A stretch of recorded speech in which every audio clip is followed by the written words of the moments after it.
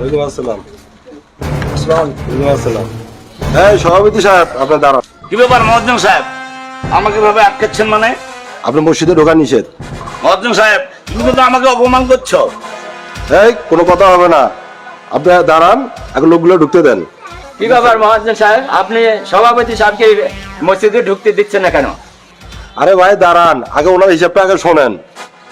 কি হয়েছে বলেন তো দেখি। তাহলে শুনবেন, তাহলে শোনেন। আচ্ছা, আমার 5,000 টাকা হলেই চলবে। বাবা তুমি কি জানো আমি কিন্তু 10-500 টাকা লাগাই? ও চাচা, আমি এটা জানি। ঠিক আছে, এই নাও 500। আজকের তারিখ কিন্তু 11।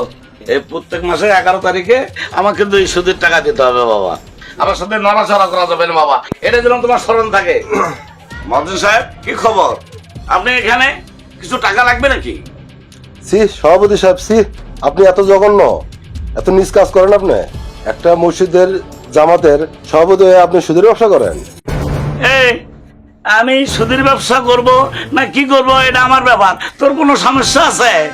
হোক শালা, যা এখান থেকে যা। জ্ঞান দিতে যাচ্ছে আমাকে কোন তো ভাই। আমি যদি না থাকতাম তাহলে কি আপনারা চলতে পারতেন? সভাপতি সাহেব, কাজটা কিন্তু আপনি ঠিক করলেন না। আপনি আপনার জায়গা থেকে যে ক্ষমতা দেখালেন, ঠিক আমিও এটা বদলা নেব, মাথা রেখেন। আরে যান যান, দেখা যাবে সেটা। আসেন, তাহলে বিষয়টা বুঝছেন? দেখেন ভাই, আমাদের কমিটির সিদ্ধান্ত এটাই, আমাদের মসজিদে কোনো সুদখোর ঘুষখোর মুক্তাদি হতে পারে না। কারণ কোরআনে বহুবার উল্লেখ করা আছে সুদ খাওয়া নিষেধ।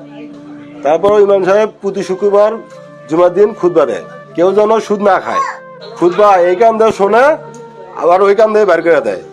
আর ওনার মতো কিছু লোক দেখানোর জন্যই নামাজ পড়তে আসে, আবার সুদের ব্যবসা করে। সুদের ব্যবসা করে মসজিদের আবার সভাপতিও হয়। সামান্য যে বেতন 50-100 টাকা, সেটাও দেয় না।